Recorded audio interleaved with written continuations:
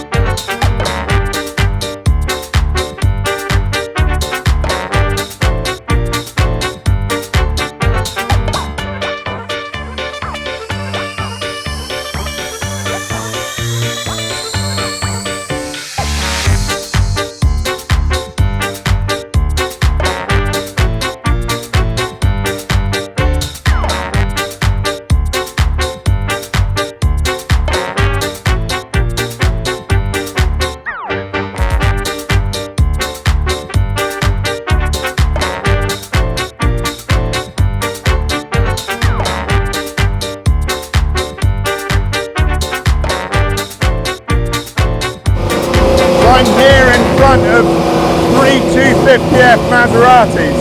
I just wanted to point out this one here. You can see how the numbers have just been painted on the car.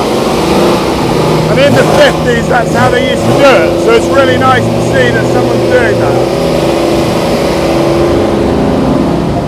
So I'm just coming out of the Earls Court Motor Show, and this piece of ground over here, literally right here, in the year 2000, which was the third year of the revival, we had a tent here, a 20 foot by 10 foot tent, and we were the only people exhibiting or selling anything within the circuit. There was us this side, and then the other side was Veuve Clicquot, and we were the only two companies allowed to sell anything.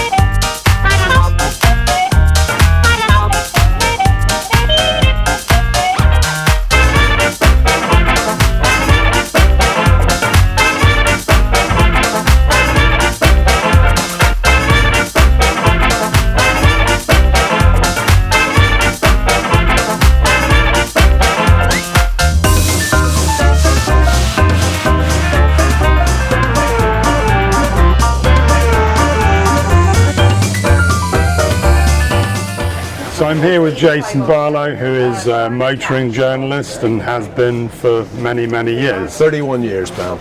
And you've been involved in TV, you've written books, you've written magazine articles. Yeah, pretty much everything. And I think something that can happen, I think, as you get a bit older, as you do. I always wanted to write books, so and I love what you do. You know, you're the best in the world at this. So, and every time I come in here, it is a battle to not buy about 10 things, you know. But so magazine. I'm currently editor at large for Top Gear. I'm a long-standing contributing editor to GQ, Wired. I've written for most of the broadsheets over the years. Editor of Car Magazine for a couple of years. So, yeah, it's been a long journey, and this is a really interesting time for media in general, but the automotive industry as well. So there's still plenty to write about. I do prefer writing about combustion engine cars rather than EVs. You'd be glad to hear, maybe, don't know. But yeah, so lately books, I know you've sold a few copies of the Atlas of Car Design. Yeah, which is your new book. Yep. And we had 3 copies, which have all sold. So that's selling well, and it's a real quality, heavy, beautifully produced production. Yeah, it is. I mean, the other thing I always loved, I mean, I got into it because from the age of 10 I started reading Car Magazine, as a lot of people did. I think it was an entry point, a gateway drug for a lot of people, not just for cars for me, but also for magazines, which I still love. I also contribute to a thing called The Road Rat, which is a fantastic magazine. Beautiful quarterly. You know, the new issue's about to come out, and one of the stories I've written in there, well, there's 3. One is an interview with Flavio Manzoni, director of design at Ferrari. One is a piece about the first Mad Max film. I love cinema as well. And the other one is a friend of mine is a famous music biz photographer, and he was David Bowie's official photographer on the 1983 Let's Dance tour, the Serious Moonlight tour. There's no other automotive magazine in the world that would run a 6-page story with pictures of David Bowie and cars. So I love the Road Rat for that. The Atlas book is doing pretty well, I think, and I'm glad you like it. I'm very passionate about design, graphic design. You know, and I'm a little disappointed with some books because I think the premise is fantastic, the archive imagery is great, but they let themselves down with the typography and stuff, and I'm very passionate about that. So we were very keen with the Atlas book in particular.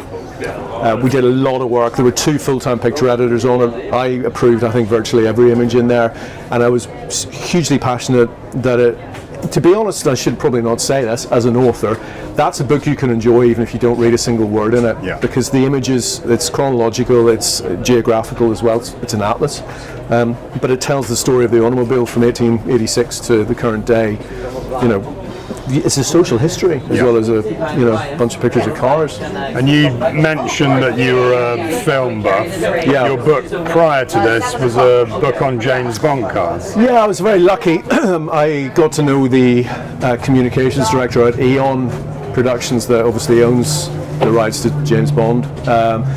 She got in touch in the run-up to what became No Time to Die and said, we've done all these Bond books, but we've never done one focused purely on the cars. Do you fancy it? And I went, yes, very much so. Like a lot of guys my age, you know, I grew up watching those films.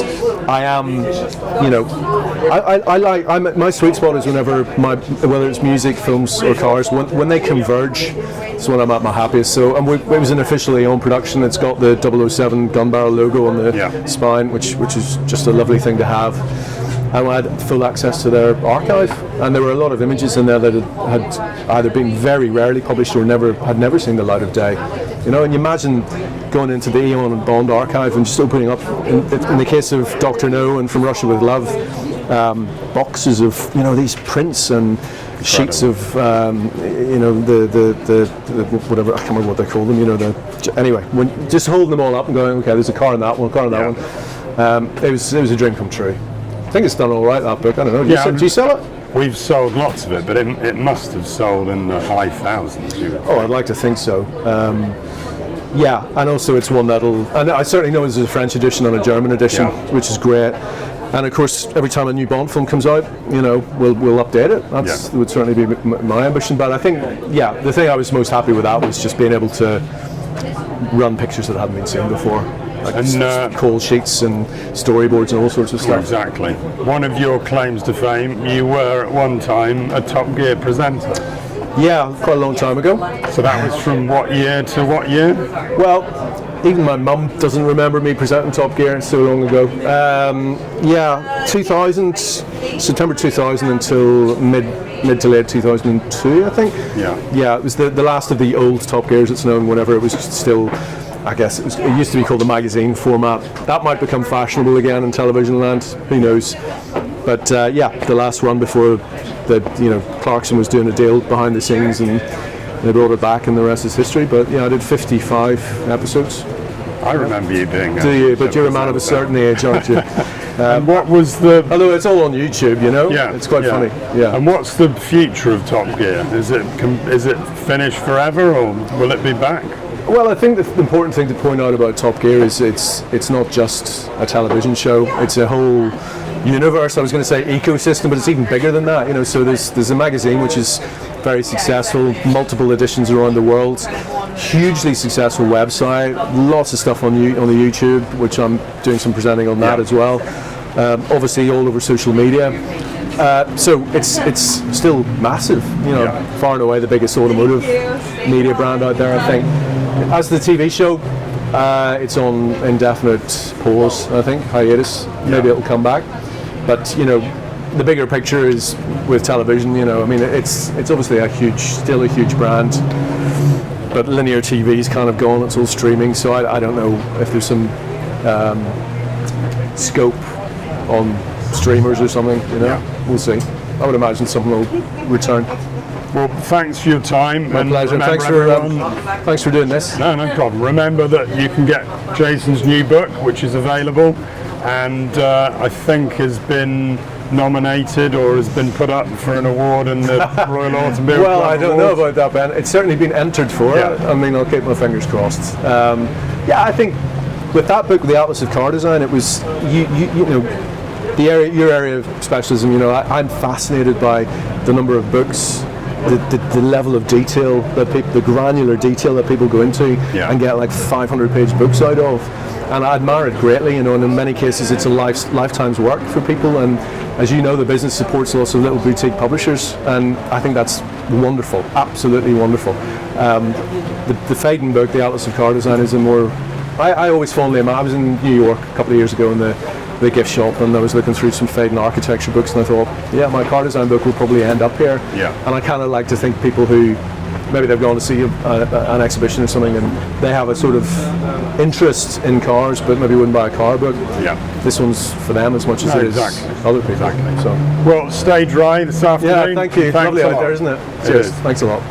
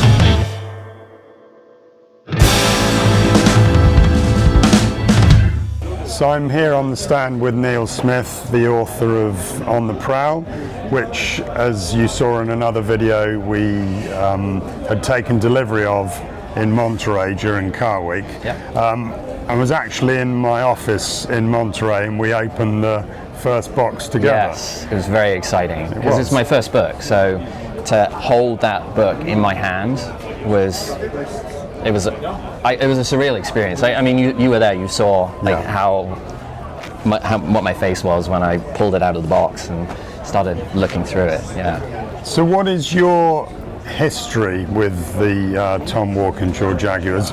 You were just interested as a kid and then decided... Literally as a kid. So as a 9-year-old, my dad took me to the 1,000 kilometers at Brands Hatch. Yeah. And in 1985, and that was the first race in the UK that the Tom Walkinshaw Jaguars were actually racing at. And I remember seeing those dark green Group C cars, and from that point on I was like very, very interested in Group C. And then, a few years ago I started rekindling my interest and realized that there were some good books out there on Tom Walkinshaw's programs, but none of them were fully encapsulated everything. Some of them were very technical, some of them were all about race reports, but none of them told the story of Tom and how he put together his business and how he went about winning Le Mans twice with those cars, and Daytona twice as well. Yeah. So. And the project was a long project. It was 6 years. Yeah. Just doing it part time, grabbing a few hours here in the evening or on the weekend or something, and luckily my wife and daughter were very supportive of the project, and they didn't know if it would ever get published, and nor did I, but here we are. And so did you approach David Bull, or did they approach you, or how did that come about? It was another author, John Saltonstall, who put out the Jackie X Race by Race and the Nicky Lauda Race by Race, great books. I just talked to him. I was like, hey, do you have any advice for a first-time author who's trying to get things going? And he connected me with John Nickus, who is working with David Bull Publishing. And John took a look and he liked what he saw, and so he said, yeah, I think we want to do something here.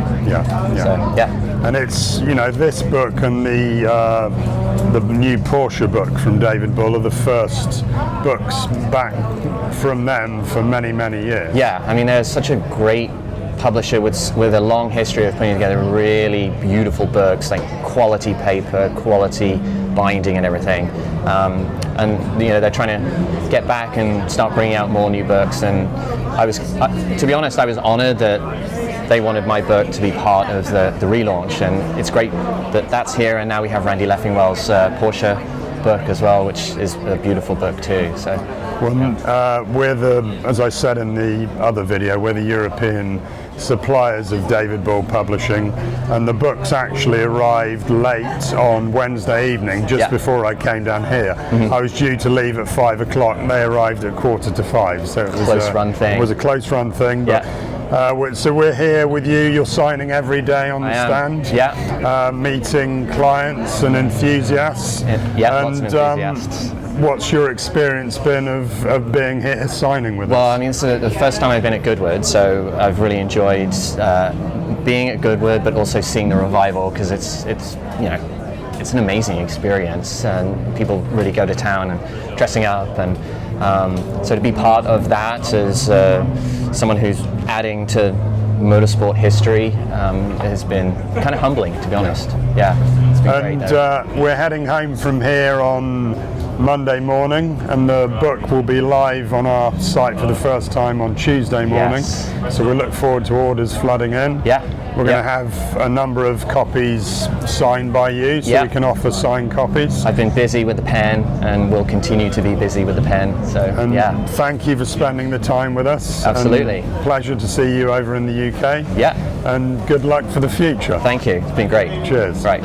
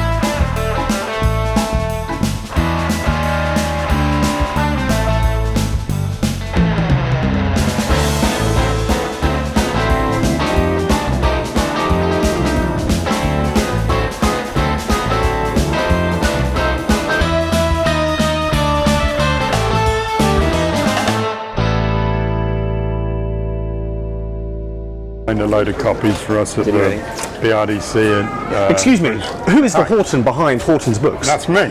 Hi, my name is Ben Horton. Are you kidding me? I am not kidding you. My name is Ben Horton. What is your name? Ben Horton. What? So What small world. Is your Horton spelled Horton? Correct. Wow. Because I've had people go, is it Houghton? And I've met a Ben Horton who is Houghton. No way. Well, there was a place I used to work up in Manchester, and they had a house. It was called Horton House, but with that spelling. Yeah. Right, yeah. But our family, so it was from Leicester, but they came to London in the Industrial Revolution, and then my grandfather moved down to West Sussex.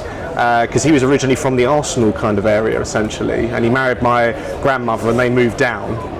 And following on, and that's where we've kind of stemmed from, essentially, like so West you Sussex. A Benedict or a Benjamin? Benjamin. Me too. Benjamin when I was in trouble. Ben when it was generally exactly the same as me. Absolutely. So have you got many like brothers, sisters? Is there a big Horton? I have 4 brothers and 1 sister. So where did you guys originate? How did it work for you? Well, I'm pretty sure we came from the same Leicester. line as you, from north. I think we were milliners or something like that. Farmers, yeah. And then came down south. Yeah. And my Tom Horton, who was my great grandfather, first started farming in the Wiltshire area. He was a huge man who used to drive a trap and cart. And one day he got the horse to jump the fence, and the cart was caught over the back. Oh no! Oh my gosh! So when people say to me, "Why am I so big?" I can say it runs in the family. Exactly. Exactly. Well, my dad was a big man as well. Really? So, I mean, my dad was too, and so was my uncle. My uncle was a rugby player back in the day as well. Wow, that's amazing, man. That is because they actually went up to Leicestershire. The farmhouses are still there where they used to live, obviously, and the local cemetery, the church, still has the gravestones of our ancestors essentially there. That's amazing. I'd have to get you in touch with my uncle Steve, because he's massively into it. Yeah. Like, he's the guy who does all the family digging and find all these things out and everything. Well, the Hortons from Wiltshire, at one point you could go up onto the top of the Wiltshire Downs, and in any direction a Horton would own or No way! So we obviously ventured out from the London area. Yes. Because it's only like an hour and 10 minutes. Yeah. So the farming in Wiltshire, was that originally started in Leicester and they brought that craft to that pretty part of it? sure, yeah. So is it still going on there? Is there still any Horton activity there? My family stopped farming about 30 years ago, but there's relations of mine who I spend a lot of time with who are still active farmers. So there's George Horton, lives 10 minutes down the road. Robert Horton is 5 minutes down the road. They're still active farmers. All these Hortons, it's just I don't know, this just feels so nice. It's amazing to hear. Well, what's your middle name? James. Right. Because my great grandfather was James Horton. Yeah. Then my father was Leslie Horton. Grandfather, was Leslie James Horton. Then my dad was James Horton. The first name is, and then I am Benjamin James. And then my son, who's 3.5, is Elijah James. Yeah. So we've kept the James running through for the last 5 generations. Yeah. That's amazing. Well, it's really great to meet. And you as well.